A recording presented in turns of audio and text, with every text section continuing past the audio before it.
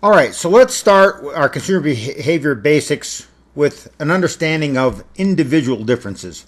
And we've actually split this into two different lectures, one on individual differences that are easy to understand, and then the second part will be psychological individual differences. So individual differences, of course, the number one individual difference between individuals, of course, would be demographics. And this would include gender, income, education, occupation, and then economic circumstances. And there might be others involved in here, but in general, marketers are very interested in these parts or these individual factors when trying to identify the best way to market. For instance, maybe marketing a product to women might require a different communication strategy than to men. Also, age would come into play. Marketing to millennials would probably require more of an online approach than marketing to baby boomers, who, of course, who are older and maybe are not using social media as much. Education levels might influence how we market to individuals, their occupations, and, of course, economic circumstances. There are individual differences that are psychographic and lifestyle based. Lifestyle differences are some examples include things like yuppies, young, upwardly mobile professionals, muppies, mature, upwardly mobile professionals, and guppies, geriatric, upwardly mobile professionals. Of course, an example of this is for yuppies. The car of choice for yuppies tends to be the BMW 3 Series. For muppies, that particular vehicle might be a larger European car. For guppies, that might be a motorhome towing that Cadillac. There are also other lifestyles that consider things like whoopies, well-off older people, dinks, dual income, no kids, swanks, single women with no kids, and nicks, no income, couple of kids, are just some examples of the way that we talk about lifestyles.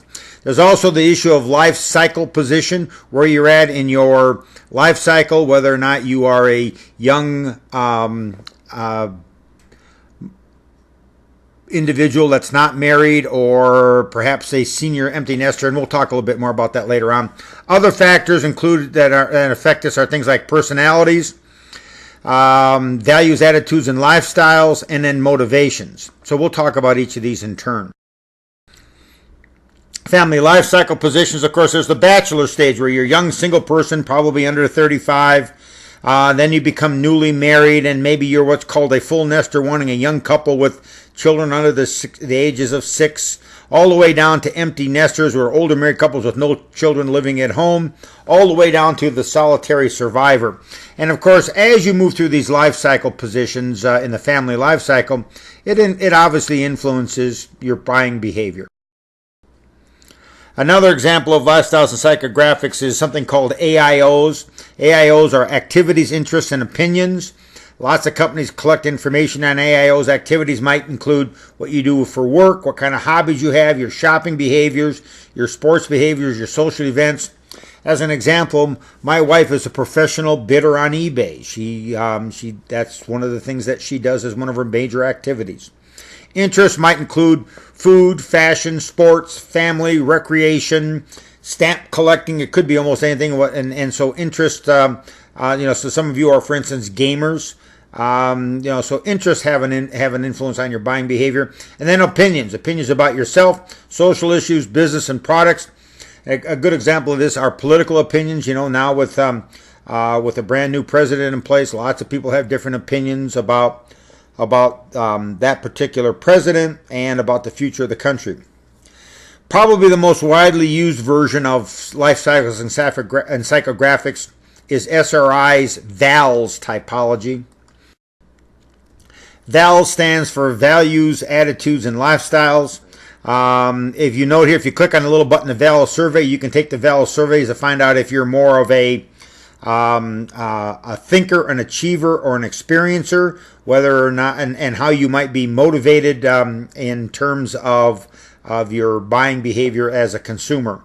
There are people who are focused on ideals, people who are focused on achievement, and people who are focused on self.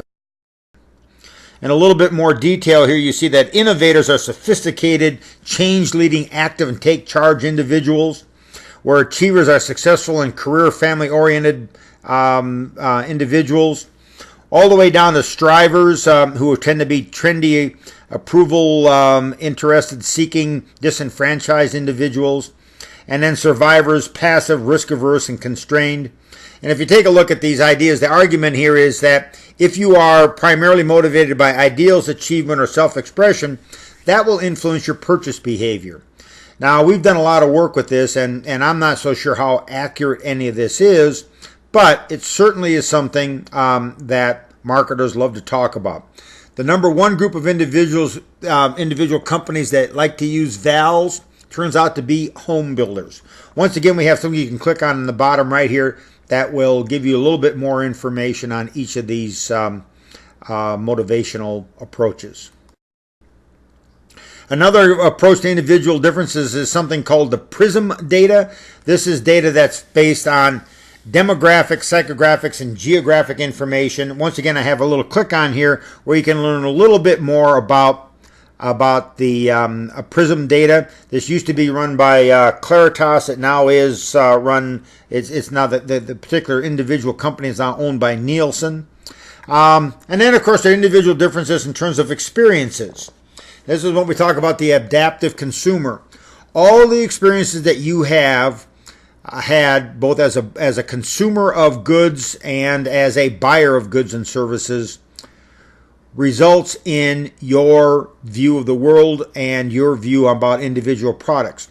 Each of these makes you different from everyone else.